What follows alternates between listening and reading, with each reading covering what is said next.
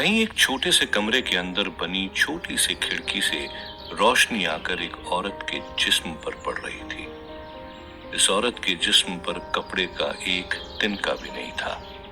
पूरी तरह नग्न ये औरत थी शालिनी। हाँ, शालिनी, जो आईने के सामने खड़े होकर अपने जिस्म को गुस्से से देख रही थी, मानो जैसे उसे नफरत हो अपने इस जिस्म से। पर गुस्सा सिर्फ आंखों में नहीं बल्कि हाथों में भी था। शालिनी ने अपने दाएं हाथ में एक धारदार चाकू पकड़ा हुआ था और फिर अचानक ही शालिनी ने उस खंजर को सीधे अपने गले तक ले जाकर अपना गला रेत दिया था। शालिनी के गले से खून तेजी से बह रहा था और तड़पता हुआ उसका शरीर जमीन पर जा गिरा। धीरे धीरे शालिनी के गले से बह रहा खून काला होने लगा और फिर वो काला खून काले धुएं में बदल गया था। वो धुआं जो एक परछाई का रूप ले रहा था, वो परछाई थी नरक दूत की। नरक दूत शालिनी के जिस्म से निकलकर आगे बढ़ने लगा, पर अपनी पूरी ताकत इस्तेमाल करने के बाद भी वो आगे जा नहीं पाया। नरकदूत ऐसे अजीबो गरीब रूप में था जो ना तो जिस्मानी था ना ही रूहानी। नरकदूत का ये असली रूप इतना कमजोर था कि वो बिना किसी इंसानी शरीर के 2 कदम भी नहीं चल सकता था। नरकदूत ने पलट कर देखा तो शालिनी का नग्न जिस्म बेजान जमीन पर पड़ा हुआ था। नरकदूत ने गुस्से में चीखते हुए कहा, एक दिन मैं अपने शरीर को दोबारा हासिल करके ही रहूंगा। चीखता हुआ नरकदूत दोबारा शालिनी के जिस्म में वापस आ गया था। कुछ ही पल पहले बेजान पड़ा शालिनी का जिस्म दोबारा हिलने लगा। अचानक से शालिनी ने अपनी आंखें खोली और इस तरह आईने के सामने खड़ी हो गई जैसे कुछ हुआ ही नहीं। शालिनी ने नरकदूत की आवाज में गुस्से से कहा, तुझे छोड़ूंगा नहीं छोटे भाई। जिस तरह बचपन में खेलते हुए तुझे हर बार पकड़ लिया करता था, इस बार भी वही होगा। बस वक्त इतना बदला है कि अब तुझे अपने किए की सजा मिलकर रहेगी। पर जिसको गुस्से में याद करके नरकदूत आग बबूला हुए जा रहा था, उसका वो छोटा भाई इस वक्त था कहां? क्योंकि नरकदूत की वो गुफा जिस पर मास्टर ने कब्जा कर लिया था, वो तो बिल्कुल वीरान पड़ी थी। उस गुफा में बने कुंड में आज भी हजारों आत्माएं कैद थी। वो आत्माएं जो अब सिर्फ मास्टर के कब्जे में थी। पर अक्सर शोर मचाने वाली ये आत्माएं आज शांत थी, क्योंकि उनमें से एक आत्मा रो रही थी। उसका रोना बहुत ही डरावने तरीके से गुफा में गूंजने लगा। ये रोने की आवाज थी महिपाल की, वो महिपाल जिसे अपनी मौत के बाद पता चला कि राहुल ही उसका असली बेटा था। और एक दुखी बाप की तरह महिपाल गम में डूबा हुआ था, क्योंकि उसका इकलौता बेटा अपनी जान गंवा चुका था। कुदरत ने महिपाल के साथ अजीब खेल खेला था। महिपाल को पता भी नहीं था कि अपने आखिरी वक्त में वो राहुल के साथ ही था। राहुल ने उसे मास्टर और नरकदूत दोनों से बचाने की पूरी कोशिश की थी। वो बेटा जिस पर महिपाल को आज गर्व तो था ही, लेकिन अपने बेटे की मौत के साथ अपने वंश के आखिरी शख्स की मौत ने महिपाल को हताश कर दिया था। राहुल अगर जिंदा होता तो महिपाल से ज्यादा वो चौंक जाता ये सुनकर कि महिपाल ही उसके असली पिता है। वो कभी यकीन ही नहीं कर पाता कि एक चंद्रवंशी क्यों किसी के घर में नौकर का काम करता था और बाकी चंद्रवंशियों ने उसे कबीले से निकाल क्यों दिया था। आखिर क्यों चंद्रवंशियों का राजा पुष्कर महिपाल से नाराज था। और इन सब में सबसे बड़ा सवाल ये था कि मास्टर और नरकदूत, ये दोनों भाई महिपाल का किस तरह से इस्तेमाल कर रहे थे। क्या महिपाल की वजह से ही आज इन दोनों भाइयों के पास इतनी शक्तियां थी? इन सारे सवालों का जवाब जिसके पास था वो तो इस गुफा में नहीं था। मास्टर अभी पाकिस्तान की गलियों में डमरू लिए अपनी मस्ती में मगन होकर डमरू बजा रहा था। जोर जोर से बज रहे डमरू में दस्तक थी मास्टर के नए खेल की। पाकिस्तान के सिंध प्रांत के बंजर से गांव में बच्चों का एक ग्रुप क्रिकेट खेल रहा था। बच्चे क्रिकेट खेलने में मगन थे, पर तभी दूर से आ रही डमरू की आवाज ने वहां मौजूद सभी बच्चों का ध्यान खींच लिया था। डमरू की आवाज सुनते ही बच्चों ने गेंद बल्ला छोड़ सीधे उस आवाज की तरफ दौड़ लगाई।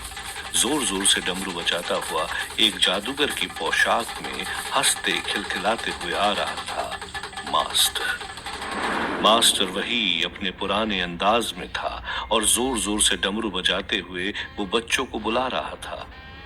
ये बुलावा नया नहीं था, बस इसे सुनने वाले बच्चे नए थे, जिन्हें अंदाजा भी नहीं था कि आज तक मास्टर का ये जादुई खेल देखकर एक भी बच्चा बच नहीं पाया था। पर अपनी मधुर आवाज में मास्टर ने अपनी तरफ दौड़ते हुए बच्चों से कहा, आओ आओ बच्चों आओ, दिखाऊं तुम्हें एक ऐसा खेल, खेल खेल में बदल दूंगा एक चूहे में।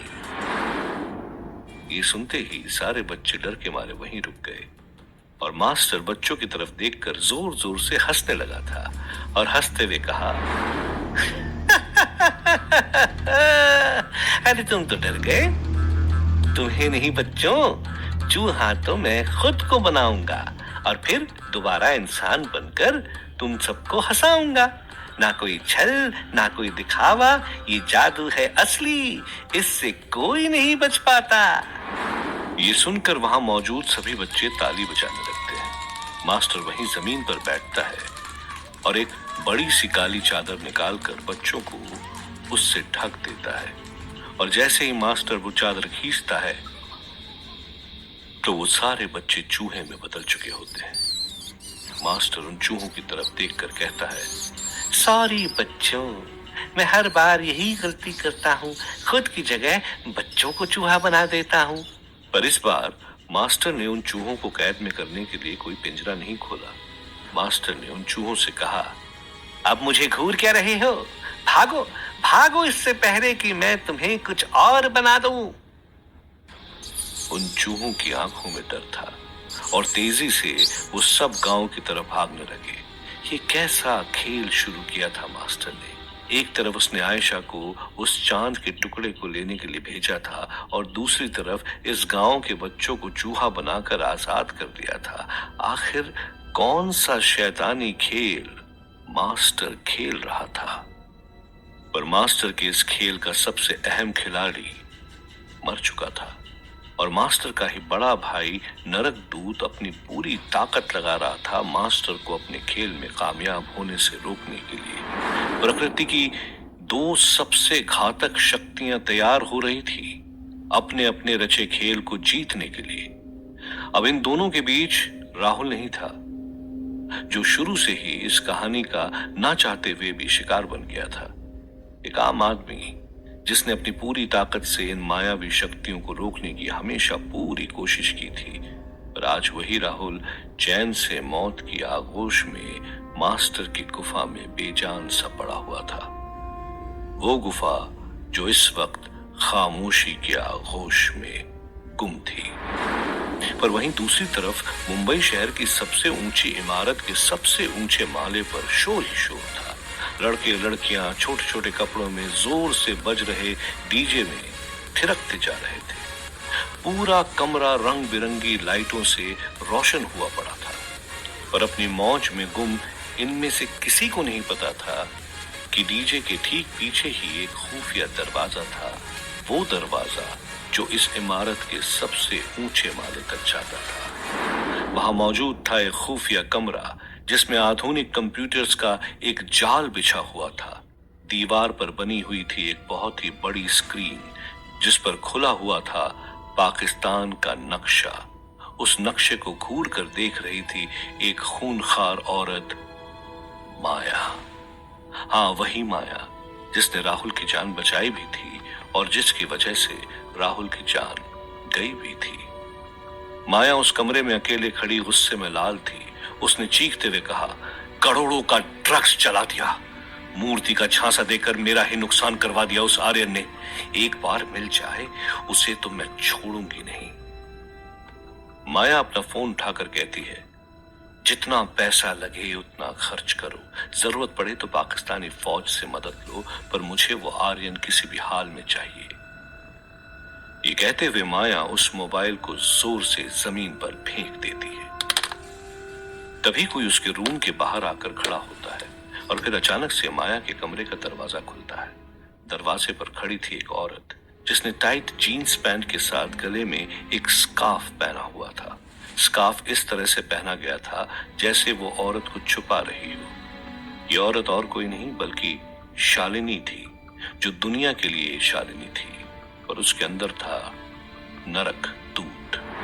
वो नरक दूत जिसने खुद अपने हाथों से शालिनी का गला काटा था, और अब वो उसी निशान को स्कार्फ के जरिए दुनिया से छुपा रहा था। पर शालिनी को देख माया हैरान भी थी और गुस्सा भी। माया ने चीखते हुए कहा, कौन हो तुम, और बिना मेरी इजाजत के इस कमरे तक कैसे चले आए? मेरे गार्ड्स ने तुम्हें अंदर कैसे आने दिया? शालिनी ने माया की तरफ कदम बढ़ाते हुए कहा, आपके गार्ड्स ने मुझे रोकने की बहुत कोशिश की, पर वो क्या है ना, मैं सिर्फ अपने मन की सुनती हूं। माया ने कहा, तू पागल है क्या? ये कहते हुए माया ने अपनी दराज से गन निकाली। शालिनी ने कहा, अरे नहीं नहीं, वायलेंस की जरूरत नहीं है माया, मैं तो यहाँ तुम्हें कुछ बताने आई हूं। माया ने गुस्से में कहा, मेरा मूड पहले ही खराब था, ढूंढ ही रही थी कि किस पर अपना गुस्सा निकालूं। अच्छा हुआ तू यहाँ आ गई। ये कहते हुए माया ने अपनी गन की पूरी मैगजीन शालिनी के जिस्म पर फायर कर दी थी। 7 गोली लगने के बाद भी शालिनी अपने पांव पर खड़ी थी। ये देखकर माया भी दंग रह गई थी। शालिनी बिना कुछ कहे माया के पास आती है और वहां टेबल पर रखे टिश्यू को उठाकर साफ करने लगती है। शालिनी कहती है, खामखा मेरे कपड़े खराब कर दिए। और तभी शालिनी के गले में बंधा वो स्कार्फ भी गिर जाता है, जिस पर चाकू से काटने का निशान अभी भी ताजा था। शालिनी ने अपने कपड़ों पर लगा खून साफ करते हुए कहा, अब तो मेरी बात सुन लो, सिर्फ तुमसे बात करने आई हूं। इतनी सी बात के लिए और कुछ भी करना पड़ेगा क्या? माया ने कांपते हुए कहा, कौन कौन हो तुम और चाहती क्या हो? शालिनी ने कहा, बस तुम्हारा भला चाहती हूँ। तुम्हें तुम्हारा खोया हुआ मुजरिम दिला सकती हूँ और वो प्राचीन सभ्यता की अद्भुत मूर्तियां भी, जिसे पाने के लिए तुमने आर्यन को राहुल के साथ भेजा था। माया ने हैरानी से पूछा, पर इन सब से तुम्हें क्या मिलेगा? शालिनी ने गहरी आवाज में कहा, रास्ता पाकिस्तान जाने का, जो बिना कागज बिना खतरा मोल लिए बस तुम ही एक हो जो किसी को भी सरहद के उस पार भेज सकती हो। तुम्हें जो भी चाहिए मिलेगा, बस बदले में तुम्हें मुझे पाकिस्तान लेकर जाना हो। मंजूर है? माया अपने सामने हुए इस अजीबो गरीब मंजर को देखकर अभी भी सदमे में थी। माया की परेशानी समझते हुए शालिनी ने कहा, हर चीज के पीछे कारण मत ढूंढो। कुछ चीजें ऐसी होती हैं जो सिर्फ महसूस की जाती हैं। याद रखो, जहां भगवान है वहां शैतान भी है। अगर फिर भी भरोसा करना मुश्किल हो रहा हो तो जाओ, जाकर देखो अपने गार्ड्स को।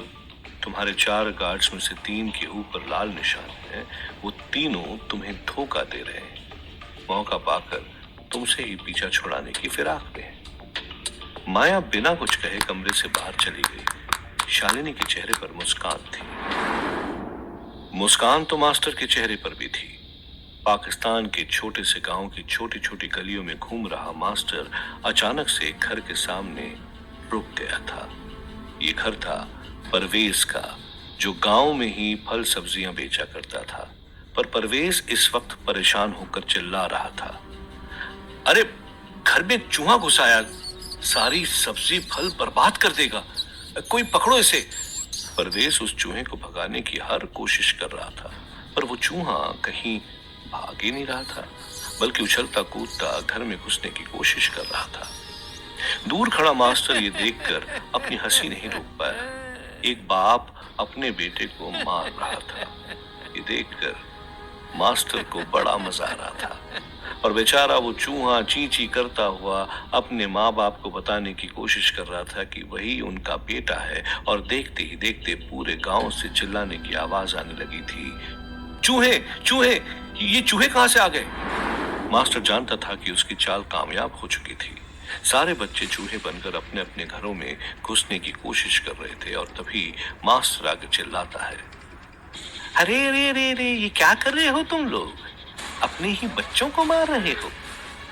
परवेज ने चौंकते हुए कहा, क्या बकवास कर रहा है ये चूहे हैं, हमारे बच्चे नहीं। मास्टर ने बौखलाते हुए कहा, मैंने अपनी आंखों से देखा है, तुम्हारे बच्चे उस खाली मैदान में क्रिकेट खेल रहे थे ना। कुछ लोग आए थे वहां, 2 औरतें और एक आदमी खूंखार जादूगर दिख रहे थे।